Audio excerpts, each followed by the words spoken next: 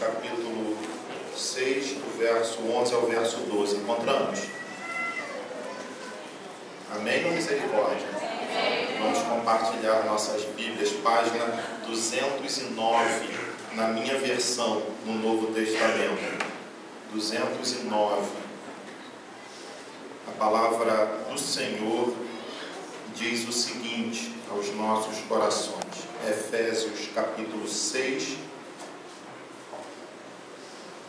versículo 11 e versículo 12. Na minha Bíblia, página 209, diz assim: revesti-vos de toda a armadura de Deus, para poderdes ficar firmes contra as ciladas do diabo, porque a nossa luta não é contra o sangue e a carne, e sim contra os principados e potestades, contra os dominadores deste mundo tenebroso, contra as forças espirituais do mal nas regiões celestes. Amém. Você pode se assentar e continuar com a Bíblia aberta. Eu me esqueci de cumprimentar os irmãos que nos assistem pela internet. Deus os abençoe. Já alcançamos quase 300 acessos participando do nosso culto de uma maneira virtual. Que se esforcem para estar conosco aqui na igreja. É melhor por aqui do que numa tela de computador, certamente. Irmãos, o texto é claro. Eu temo que não conseguirei terminar o sermão devido à hora. Ele fala que nós devemos estar preparados para enfrentar as ciladas do diabo ou de Satanás, segundo as Escrituras. Satanás e diabo a mesma coisa. O príncipe, o chefe dos anjos que caíram, aquele que primeiro caiu, aquele que primeiro se rebelou contra Deus.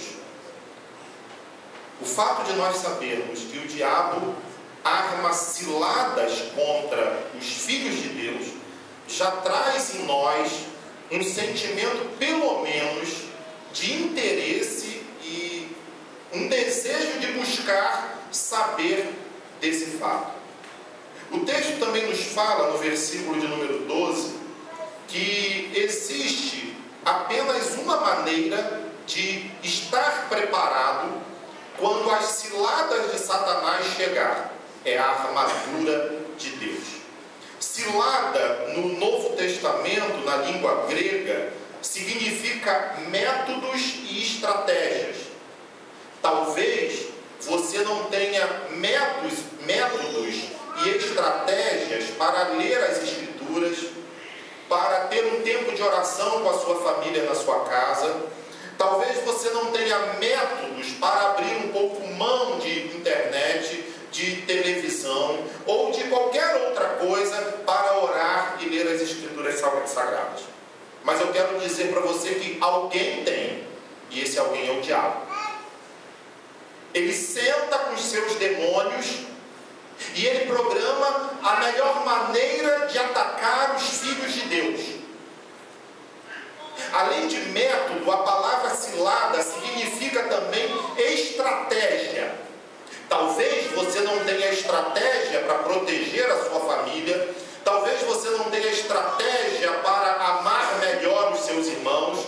Talvez você não tenha estratégia de pedir a Deus ajuda para um dia sustentar um missionário fora do país. Talvez você não tenha estratégia nem de uma vez por semana, pelo menos, orar por esses cristãos perseguidos. Mas eu quero dizer para você que existe um, e esse se chama o diabo, que ele é hábil em fazer estratégias contra a minha vida e contra a sua vida.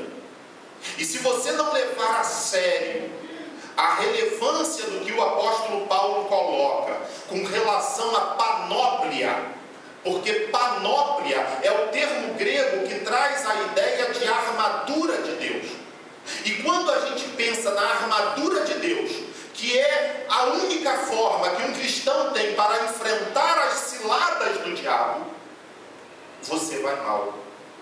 Porque no Novo Testamento e na língua grega, você poderia usar uma armadura que não fosse completa. Existiam armaduras que não eram completas. Um ataque para proteger apenas da cintura para cima, dependendo do ataque que o flecheiro ou as pessoas que iam à frente de uma guerra antes de Cristo ia. Outros poderiam utilizar uma parte da armadura da cintura para baixo, talvez para caminhar numa mata, não ser picados por cobra. Mas Paulo não usa nenhum desses termos para falar sobre a armadura de Deus. Ele usa panóplia. E isso significa dizer que a armadura de Deus só funciona na vida de um cristão contra as ciladas do diabo se ele tiver com a armadura completa. Não pode faltar nada. Não basta, por exemplo, você ser um homem de fé a tal ponto que transporta montes. Se você não tiver o amor que sabe perdoar as pessoas e faz com que a igreja seja viva, de nada adianta você ser um homem de oração se você não é um homem que dá um bom testemunho do Evangelho. Não adianta você conhecer a verdade de Deus, que é a Bíblia Sagrada, e ler a palavra dia após dia, se você na sua casa não vive uma vida digna. Não adianta você viver uma vida de exemplar justiça no seu trabalho, se você não é justo com as pessoas fora do seu trabalho. Ou seja, não é possível um cristão ter parte da armadura de Deus. É preciso ter a armadura completa. É preciso que o último fio de cabelo da cabeça de um cristão, até a sola do seu pé, seja revestido da armadura de Deus. E isso deve ser levado muito a sério, porque, como eu disse semana passada, muitos de nós temos pecado, não porque queremos, não porque somos maus no sentido de querermos fazer coisas erradas, mas nós pecamos por ingenuidade, por ignorância dos ensinos das Sagradas Escrituras. E Satanás tem sido um grande mito nas igrejas cristãs. Tem pessoas que se reúnem e ao final do culto se fala mais de Satanás do que de Jesus. Mas em outras igrejas, Satanás não é mencionado, como se o mundo não fosse gerido e influenciado por ele. E tanto as pessoas que supervalorizam os demônios, quanto as pessoas que menosprezam os demônios, estão completamente errados. E daí eu quero partilhar algumas coisas rapidamente. Preste atenção, Efésios, se você for ao capítulo 5, antes de Paulo falar sobre demônios, sobre luta e sobre a necessidade do cristão ter a armadura de Deus, ele está falando sobre pai. Pai cuida dos filhos conforme Jesus. Ele fala para os filhos: filhos, obedeçam os pais como Jesus quer que vocês obedeçam. Ele chama as esposas: esposas, vocês antigamente viviam do jeito que vocês queriam, agora vocês têm que ler a palavra para serem esposas conforme Jesus. Ele chama os maridos: maridos, antes vocês não eram crentes, mas agora vocês são de Jesus, então vocês têm que ser maridos de Jesus para vossas esposas. O apóstolo Paulo pega os empregados: empregados, não trabalhem apenas quando os patrões estão vendo, vocês são empregados crentes, então sejam excelentes empregados. Chama os patrões: patrões, vocês tratavam os empregados dessa maneira antes de Jesus, agora vocês têm Jesus, tratem os empregados de tal maneira. No final dele colocar aplicações, de falar de coisas bem práticas no nosso relacionamento, ele reúne todo mundo: pai, filho, mãe, esposa, esposo, empregado, patrão, e diz assim: ó, vocês todos são crentes, não importa em que lado vocês estejam. E eu quero dizer para vocês que, além do relacionamento que vocês têm, vocês possuem um grande inimigo. E para enfrentar esse grande inimigo e as ciladas que ele vai preparar contra vocês, vocês precisam se unir. Porque a situação é grave. Vocês precisam estar atentos. É por isso que Jesus vai dizer que o Espírito está pronto. Quando Cristo na cruz do Calvário foi crucificado, seu sangue derramou e ele esbravejou, está consumado, meu irmão. O passaporte do céu está no nosso bolso. E um dia nós vamos chegar no céu, hoje, daqui a 10 anos, 20 anos, 30 anos, 50 anos, ou se ele voltar, nós temos o passaporte da salvação. Ninguém tira isso. O diabo não pode tirar, as pessoas não podem tirar. A igreja não pode tirar, a religião não pode tirar. Porque se um dia você confessou o nome de Jesus como seu único e suficiente Salvador, o seu coração tem o sangue de Jesus. Mas eu quero dizer para você, está resolvido o céu, meu irmão. Mas aqui na terra a gente tem que viver. Hoje a gente está aqui no culto louvando e ouvindo a palavra, mas amanhã a gente vai para o trabalho. Daqui a pouco a gente vai chegar em casa. E os problemas acontecem na minha casa, na sua, no meu trabalho, no seu trabalho. E é exatamente nessa hora que nós vemos muitos cristãos agirem com infantilidade. Cristãos que dormem no ponto e que por pura falta de vigilância se permitem fazer o que Satanás queria que fosse feito. Não percebem que as pessoas, elas podem ser usadas por Satanás. E que nem tudo na vida se explica com a ciência ou com a matemática, mas se explica com as escrituras sagradas. Cientistas se levantam e morrem. Escritores da Veja, da época, super interessante, Galileu Galilei, e todos esses sites ateus e revistas ateus, eles se levantam e morrem. Mas a palavra de Deus permanece libertando vidas em todas as nações. Fazendo com que irmãos nossos, porque, gente, há de convir que diante desses irmãos é fácil ser crente aqui no Brasil. Aliás, para alguns é até chique, não é nem mais ser crente, é ser gospel. Agora eu sou gospel.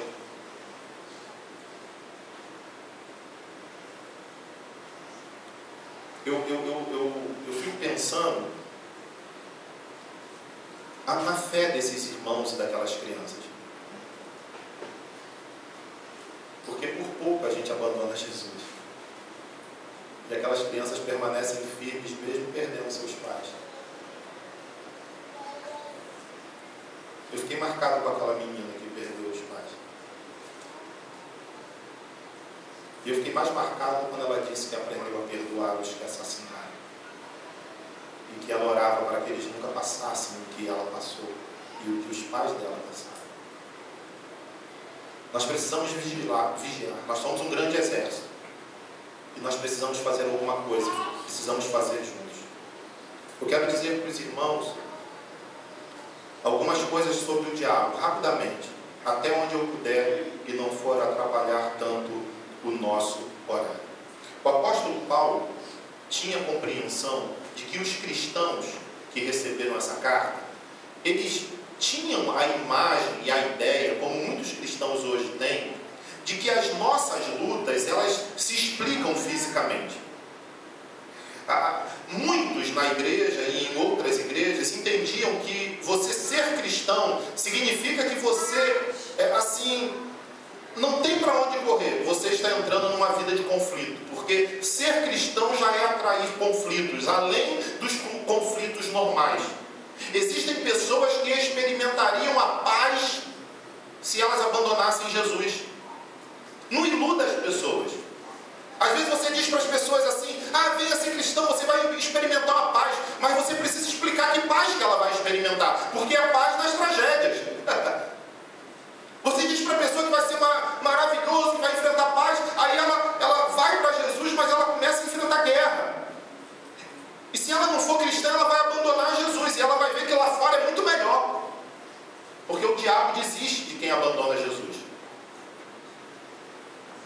Então o apóstolo Paulo queria dizer para a igreja: gente, pelo amor de Deus, pare de pensar que a luta de vocês é travada no âmbito físico, no âmbito do tempo e do espaço, naquilo que nós vemos. Existe uma apóstolo Paulo, luta aqui significa guerra. Poderíamos ler dizendo assim, ele começa no verso 11: revestivos de toda a armadura de Deus, para poderdes ficar firmes contra as ciladas do diabo. Ele dá o remédio antes de dizer quem é o diabo. Aí no verso 12 ele diz assim: porque a nossa guerra não é contra o sangue e a carne. Aí você está num ponto de ônibus, chega um doido, começa a falar coisas, você fica assustado. Ou você está no seu trabalho, chega um cliente cuspindo marimbondo, vazando veneno contra você, e você fica assim, que isso? Aí você levanta de manhã, uma confusão danada, ou você está fazendo alguma coisa, está tudo errado, e você fica desgraçado, miserável, ou cliente ruim, ou patrão miserável, ou isso. Que tolice. Você não foi na ferida verdadeira. A Bíblia diz que o ladrão vem para matar, roubar e destruir. O ladrão é Satanás. Onde tem tragédia, tem o dedo do demônio. Você pode ter certeza. Então, quando alguém aparecer para azucrinar você e perturbar a sua vida, a primeira coisa que você deve fazer é orar: Deus, em nome de Jesus, me proteja contra as ciladas do diabo. Alguém quer destruir a sua família e a sua casa está tendo guerras contínuas. Dobre o joelho e ore: Senhor, Satanás está com esse negócio. Me livra porque eu sou teu filho. Que eu esteja com a armadura do Senhor para que eu possa enfrentar essa cilada.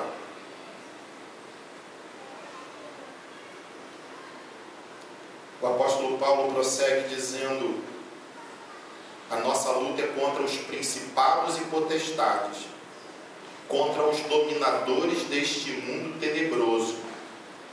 E aí ele vai trazer uma coisa que a gente deve levar em consideração: contra as forças espirituais do mal. Está na sua Bíblia isso? Amém? Está na Bíblia? Se está na Bíblia, você presta atenção, porque é a palavra de Deus. A nossa luta é contra as forças espirituais nas regiões celestes. Forças espirituais do mal. Você tem o direito de não acreditar, de achar que é tudo uma bobice. Mas você também tem o direito de saber que você não pode dizer que ninguém te avisou. Porque hoje Deus está nos avisando de algo muito sério, muito grave. E eu espero que o Espírito Santo nos faça adultos nesta hora, para que não sejamos meninos na guerra. Não dá para ir de espada de borracha quando Satanás vem com tanque de guerra, com bomba atômica, meus irmãos. A gente precisa avaliar se a gente tem a armadura de Deus. Mas isso eu vou falar um pouquinho mais abaixo. Eu quero trazer para os irmãos algumas coisas. Não dá para trazer tudo. Da conferência da Atos 29, onde o pastor Shane Kilgore, da Cross Point Church, lá na Flórida, compartilhou sobre o diabo. E eu queria que você guardasse, porque é bíblico. Eu não vou citar os textos bíblicos, mas existe alguém aqui no nosso meio que ainda hoje vai postar no site da igreja essa mensagem com todas as referências, para a gente ganhar tempo. Eu não vou mencionar, mas tem tudo aqui o texto bíblico, você vai poder acessar lá e estudar com calma. Primeiro, leia os evangelhos e você vai ver que Jesus passou o ministério dele expulsando o demônio e combatendo a Satanás. Segundo, você vai observar que os crentes agem de duas formas: ou valorizam demais o diabo, eu já falei sobre isso, ou dizem: o diabo não tem nada disso não, isso é muito natural, isso acontece com todo mundo. Não é bem assim na vida do cristão. Terceiro, Satanás é um ser muito superior a nós, porque Satanás, na sua origem, era um anjo que também foi criado por Deus. E se você pensar um pouquinho lá em Gênesis, você vai ler a palavra de Deus até Gênesis 1, verso 31, e você vai ver o Criador dos céus e da terra, juntamente com Jesus Cristo e o Espírito Santo, dizendo: olha, tudo que eu fiz é bom. E daí você precisa entender que até esse momento não existia diabo, não existia Satanás, porque Deus disse que tudo que havia no universo que tinha sido criado por ele era bom. Agora, quando você vai para Gênesis, capítulo 3, versículo 1, você tem aquela chegada de Satanás tomando posse do corpo de uma serpente, vai ludibriar o primeiro casal sobre a face da terra. Aconteceu um episódio entre Gênesis 1, verso 31 e Gênesis 3, verso 1, que talvez nós nunca venhamos a saber, mas é exatamente nesse período de tempo que nós não sabemos se foi durante uma semana, 1 milhão de dias, 10 bilhões de anos, nós não conseguimos precisar. Foi exatamente nesse período bíblico, Gênesis 1, 31 e Gênesis 3, 1, que o diabo se rebelou. Que Satanás se rebelou e disse assim: eu quero ser Deus. E aí ele ganhou um sacode, porque Deus é Deus e nunca ninguém vai ocupar o lugar de Deus. Só que vários anjos seguiram a Satanás, que antes se chamava Lúcifer, anjo de luz, o anjo que cuidava das coisas mais importantes do céu. Esses são chamados demônios.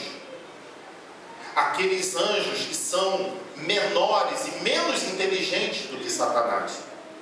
E esses anjos são lançados para a terra. Nós temos pelo menos alguns textos que apontam para isso. Isaías capítulo 14, 2 de Pedro capítulo 2, Judas verso 6. Fala um pouco da história e da queda de Satanás, quando Deus lança Satanás dos céus para a terra. E aí você começa a avaliar. Alguns estudiosos fazem a segunda pergunta: se Satanás já está derrotado, se ele foi destruído na cruz do Calvário, por que ele ainda continua intentando e mandando ciladas contra os filhos de Deus, se ele já sabe que os crentes não vão se perder? Podem sofrer, podem fraquejar, mas o verdadeiro cristão, ele não vai abandonar Jesus. Em última instância, o lar dele é o céu. Alguns dizem que o diabo é tão orgulhoso, que ele acabou convencendo ao coração dele que Deus não o condenou. E de que ele vai um dia vencer a Deus. E de que no Armagedon, talvez, a grande guerra final, ele vai combater contra a igreja de Cristo. E eu fiquei até pensando, um parênteses aqui, quantos cristãos e quantas pessoas são assim? São tão orgulhosos que não conseguem enxergar o próprio erro. Eu acho que tem um pingo de verdade o que esses estudiosos falam. Eu quero dizer para os irmãos também que Satanás não é páreo para Deus. Não existe uma guerra entre Satanás e Deus, saiba disso. Existe uma guerra contra Satanás e a minha vida e a sua vida. Porque Satanás não vai levantar a espada para Deus, porque com a sopro ele morre. Ele vai atacar os filhos de Deus que ainda estão aqui na terra. Os filhos de Deus que já estão no céu não são mais atacados, porque eles agora estão glorificados juntamente com Cristo Jesus. Completamente, são perfeitos e santos. Mas nós estamos na terra e nós precisamos enfrentar realidades na vida que muitas vezes não percebemos que tem o dedo do diabo. Nós precisamos entender mais uma coisa muito importante. Existem 3 atributos, coisas que apenas Deus tem, que muitas pessoas colocam para Satanás. Por exemplo, onipotência. O que significa onipotência nas Escrituras? Só Deus é poderoso. Tem pessoas que andam dizendo que Satanás é poderoso, que ele pode tudo. Ele não pode tudo. Quem pode tudo é Deus. Satanás só faz aquilo que Deus ainda permite. E você, curiosamente, vai fazer a mesma pergunta que eu fico no meu coração e na minha mente quando estudo a Bíblia. Mas por que Deus permite? Eu não sei, meu irmão. E eu não sei, eu já estudei muita Bíblia para tentar descobrir. Eu descanso em Romanos capítulo 8, que todas as coisas cooperam para o bem daqueles que amam a Deus. É nisso que eu descanso. Porque não dá para entender porque Deus ainda permite, né? Porque no passado Satanás tinha liberdade total, mas quando Cristo morreu na cruz, a liberdade dele foi limitada. Mas ele ainda permite. E a gente fica, como? Por quê? Não dá para saber. Mas você pode saber de uma coisa: só Deus é poderoso. Satanás não pode com Deus. Você não pode delegar a Satanás poderes que ele não tem. Satanás é um fracassado, um derrotado. Ele é um capeta que vai ser humilhado no dia do juízo final, e para ele não tem perdão. Você não precisa ter medo de Satanás. Tem pessoas que têm medo. Quando a gente é criança, eu não vou falar isso não, porque é muito engraçado, mas quando a gente é criança, eu aprendi a falar umas palavras, e eu não vou falar essas palavras. E aí toda vez que vinha uma coisa assim meio esquisita, falava umas palavras. Eu não vou falar isso não, você quer que eu fale, mas eu não vou falar. O que eu quero dizer para você é que quando você tiver com medo de Satanás, você se lembra que Jesus é Jesus, Ele é Senhor e poderoso. E quando Satanás tentar contra a sua vida, só diga assim: Jesus é meu Salvador. Bate em retirada. E se Satanás tentar entrar na sua casa, mostra as suas mãos e diz assim: essas mãos aqui foram lavadas pelo sangue que Cristo verteu na cruz do Calvário. Então não tenha medo de Satanás. Segunda coisa, onipresença.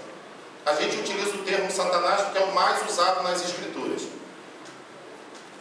Mas a gente precisa entender que Satanás não é onipresente. Satanás não consegue estar em todos os lugares. O pastor Shen foi muito feliz quando ele disse assim: tem um monte de pastor dizendo aí que Satanás está perturbando ele. Mas Satanás não pode fazer isso. Ele ataca um, ataca outro. E aí ele disse assim: vocês são peixes pequenos. Satanás vai se preocupar com homens que têm ministérios que atingem o mundo inteiro, que são relevantes mundialmente. Satanás se preocupa com eles. E aí por isso que a gente vê um monte de crente famoso aí: ah, descobriu, está com 3 mulheres. Ah, descobriu, está com 2 homens. A gente pega uma catástrofe com líderes cristãos e a gente fica assim: ai meu Deus, o que aconteceu? Aconteceu talvez porque você não tem orado por eles. Porque o diabo procura essas pessoas. O que ataca a gente são demônios. Deve ser a última fileira. E olha que eles já fazem um estrago na nossa vida, esses desgraçados. Mas Satanás não é onipresente. Ele não pode estar aqui na igreja e estar na assembleia aqui do lado. Ele não pode estar na sua casa e estar na outra. Então cuidado quando você fica falando: ah, Satanás está aqui. Aí o outro não, estava lá em casa. Vamos parar com essa briga. Jesus está nas nossas casas.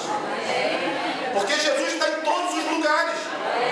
Jesus está aqui no meu coração e Jesus está no seu coração. O diabo não pode fazer isso, mas Jesus pode fazer isso, porque Ele é onipresente. E o último atributo de Deus: onisciente. Há um tempo atrás alguém me procurou e falou: pastor, qual é a oração mais poderosa? E eu falei: eu não sei.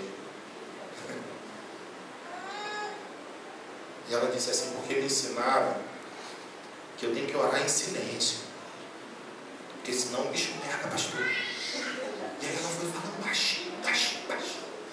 Eu falei: fala mais alto, irmã. Tem que falar baixo, senão o diabo ouve. E quando a gente vai orar, a gente não pode orar falando. As igrejas, pastor, por que as igrejas estão orando errado? Eu vejo as pessoas orando na igreja, eles não podiam fazer isso. E eu falei: e qual é a solução? Não, todo mundo orar em silêncio. Irmãos, agora vamos orar silenciosamente uma oração de adoração. Irmão Cleito, por favor, ore. Aí o irmão Cleito se levanta. Aí ele só fala amém, aí todo mundo amém. Mas por que ninguém ouviu? Não ouviu para Satanás não ouvir a oração do irmão. O diabo não entra na nossa mente. Aprenda isso. A sua mente é lugar do Espírito Santo. Quem tem Jesus, tem Jesus. E tem a luz da vida, a luz do mundo. E onde tem luz não entra trevas. Pare com esse negócio de achar que o diabo entra na sua cabeça e conhece seus pensamentos e sabe o que você quer fazer. Tem gente que projeta algo e diz assim: amanhã eu vou fazer isso. Aí está tudo errado. Está vendo? O diabo entrou na minha mente e sabia que eu ia fazer. Para com essa besteira. Para com isso, porque o diabo não conhece a mente de quem tem Jesus como seu único e suficiente Salvador. O diabo não é onisciente. Da mesma maneira que você não sabe o que passa na minha cabeça, o diabo não sabe o que passa na sua cabeça. Agora Jesus sabe. Ele sabe o que passa na minha cabeça e na sua cabeça. E na cabeça dos 100 milhões de cristãos que são perseguidos. Sabe por quê? Porque Ele é Deus. E você vai me perguntar: como é que Ele faz isso? E eu não vou te explicar. Eu só sei que Ele é todo poderoso. E é por isso que eu estou numa igreja adorando o nome dEle. Porque Ele faz coisa que eu não posso fazer. E se eu pudesse fazer, eu seria Deus. Mas como eu não posso fazer, e Ele mostrou o seu amor na cruz do Calvário, eu me rendo a Ele e digo assim: Pai, eu não consigo compreender todas as coisas, mas eu te adoro, porque eu nunca vi um amor revelado numa cruz, alguém morrer pelo mal, o justo pelo injusto, o santo pelo impuro. Eu nunca vi, mas isso eu vi em Cristo Jesus, quando disse: eu te amo para todo sempre. Irmãos, eu quero ainda falar sobre as táticas do diabo. São variadas. Primeiro, mentira. É por isso que não é admissível, é inadmissível um crente mentir. Se você é mentiroso, conserte a sua vida, porque as ciladas do diabo vão atacar você. Não minta, seja a sua palavra sim, sim, não, não. O diabo é o pai da mentira e ele pega os cristãos na mentira. Segunda tática, colocar em dúvida a bondade de Deus. O diabo gosta de fazer com que os filhos de Deus fiquem pensando: será que Deus é bom mesmo? Cuidado, porque isso é influência de Satanás. Terceiro, dificultar a missão. O que a gente vai fazer por esse povo ali? Eu fiquei pensando. Nossa arrecadação não é tão boa assim. Eu tenho orado para Deus multiplicar. Mas a gente, como igreja, já tem feito, está sustentando um missionário em Guiné-Bissau. Mas eu queria sustentar missionários em Cuba, na China, onde os crentes estão morrendo. Eu queria adotar meninas indianas. Que se a Igreja Batista da Lagoinha faz um trabalho lindo. Vocês não sabem quantas crianças a Igreja Batista da Lagoinha já adotou. Já entrou lá e disse: eu compro, porque tem que comprar a menina. Os pais não têm comida e eles levam para o mercado e vendem as suas filhas. No Irã, em alguns países lá, Iraque, as meninas de 6, 7 anos, elas se casam. Os homens já velhos ali se casando com aquelas meninas. Os pais vendem para que tenham dinheiro para comer. O que eu posso fazer? A gente está numa igreja tão pequena, com os irmãos que não têm tanta condição assim. E a gente, o que a gente faz? A gente pede poder a Jesus, para que um dia a gente possa ter dinheiro para ajudar essas pessoas, porque o nosso Deus é poderoso para fazer isso. O nosso Deus é poderoso para fazer da nossa fraqueza a sua força, e eu creio que Ele tem feito essa obra na nossa vida. E a gente não vai: está faltando dinheiro para fazer missão. Não vai faltar, porque Jesus é o dono do ouro e da prata. É difícil plantar igreja. Não é difícil, porque plantando igreja a gente mostra para as pessoas que Jesus é maravilhoso e que Ele liberta. Quarto lugar, eu acho, quinto, não sei, já me perdi. Ele procura desviar líderes da Bíblia. Na nossa cidade, quantos líderes, pastores têm envergonhado o Evangelho? Quem faz isso é o diabo. Ele tira as pessoas da Bíblia. E aí começa a ensinar para as pessoas que a igreja deles é melhor. E de que as outras igrejas não prestam. E de que ali tem poder. E de que ali tudo acontece. A outra igreja é fraca. A outra igreja não tem poder. Esses líderes esqueceram da Bíblia. Porque a Bíblia diz que onde tem alguém que confessa o nome de Jesus, ali Jesus está. Se há sinceridade. O diabo desvia os homens de Deus da pureza do Evangelho. Jesus nos ensinou que é preciso crer nele para que sejam salvas as pessoas. Os homens começam a dizer para as pessoas: você não pode fazer isso, mas você não pode fazer aquilo, mas você tem que fazer você tem que ser assado, você tem que falar assim, você tem que dizer isso. E essas pessoas perderam o Evangelho. Sabe o que nós estamos fazendo aqui nesta noite? Pedindo da graça de Jesus que vem da sua palavra, para viver mais uma semana que vai ser de luta para mim e de luta para você. Mas que vai ter vitória também, muitas vezes mais vitória do que luta. E quem pode fazer isso é Jesus. Eu não posso fazer por você, porque amanhã eu não vou estar no seu trabalho quando aparecer uma guerra. Amanhã eu não vou estar com você na sua escola, onde você vai enfrentar um problema, nem na sua casa quando você enfrentar uma crise com o seu marido. Mas a graça de Jesus vai estar. E é por isso que tem sentido nós estarmos aqui. E o diabo não vai destruir a nossa fé em Cristo Jesus, porque Ele é um derrotado e nós estamos nos preparando para as ciladas dele. Uma outra coisa, coloca medo da morte. Quem tem Jesus não deve ter medo da morte. Deve ter respeito. E pode não ter pressa, como eu também não tenho. Mas medo não, mesmo. Que a Bíblia diz que a gente fechou o olho aqui, a gente vai contemplar a Canaã celestial. É isso que a Bíblia ensina. Não importa, aqueles irmãos lá, quando eu chegar no céu, eu vou ter um canhambeque. Aqueles irmãos estão de BMW mesmo. Para a gente, aquilo ali dói e a gente até chora, porque é triste para a gente. Mas eles estão numa situação muito melhor do que a nossa. E eles estão no reino de luz, que é o reino do Senhor Jesus Cristo. Eles sofreram aqui, mas eles estão no céu. Então não tenha medo da morte. Se você é de Jesus, quando ela chegar, você vai ter paz. Cega o entendimento das pessoas, sugere caminhos em sofrimento. Se alguém procurar você e disser assim: vem para cá, porque aqui Jesus é um mar de rosas.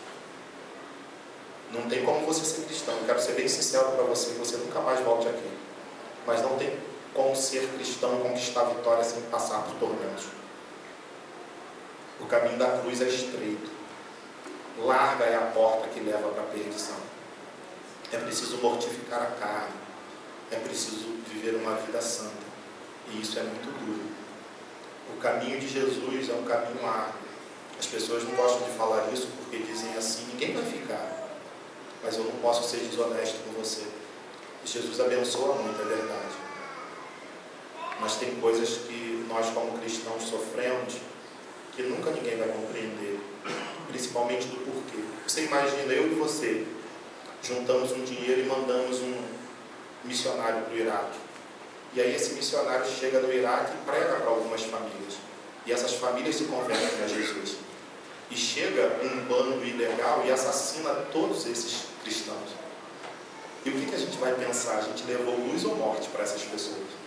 É preciso ter convencimento e convicção de que nas Escrituras nós levamos luz. Ainda que aqueles que tenham sido salvos tenham sido torturados. Porque senão a nossa fé é vã, não tem sentido. Eu vou parar o meu sermão aqui. Semana que vem eu continuo. Porque não dá, o tempo não vai dar, eu preciso de mais 1 hora. Porque o assunto é sério. Eu queria tanto que você levasse para casa algumas coisas que a Bíblia fala e lesse com você algum texto. Mas eu espero que o Espírito Santo supra a sua vida para que você leve alguma coisa, para que você não viva essa semana de uma maneira dormente. É tudo assim: levanto segunda-feira, deito, acordo, e amanhã também, não é sempre assim. Jesus disse: basta ao seu dia, a cada dia o seu próprio mal. Então levante a sua cabeça, saiba que você tem um grande inimigo, e esse inimigo quer destruir você. Ele não vai conseguir, mas ele vai querer atazanar você, e você precisa estar com a armadura de Deus. Uma dica: começa lendo a Bíblia, saia daqui com o propósito de ler as Escrituras. Sobre a armadura mais especificamente a gente fala na semana que vem. Vamos colocar de pé e vamos orar? Ó Deus, não deu para falar tudo aquilo que o Senhor colocou no meu coração, mas que essa parte da mensagem possa ter colocado em nossas mentes e corações um alerta, e que o Senhor nos prepare contra as ciladas de Satanás. Por favor, Senhor, protege as famílias que estão aqui representadas. Em nome de Teu Filho Jesus, retira de nós toda ingenuidade espiritual e coloca dentro de nós a maturidade de olharmos nos nossos relacionamentos, seja nas mínimas coisas ou nas coisas mais importantes. Coloca em nós olho de águia. Coloca de nós a força do Teu Espírito Santo para identificarmos, tão logo o diabo arme cilada contra nós, nós possamos automaticamente entrar com a Tua palavra poderosa, que é poderosa para colocar Satanás para fora. Obrigado, Senhor, porque na nossa casa o diabo não pisa mais. E obrigado porque em nós só a morada do Teu Filho Jesus Cristo. Em nome dele que nós oramos. Amém. Amém. Você pode se assentar. A junta diaconal vai tirar a mesa para a gente. Enquanto a junta diaconal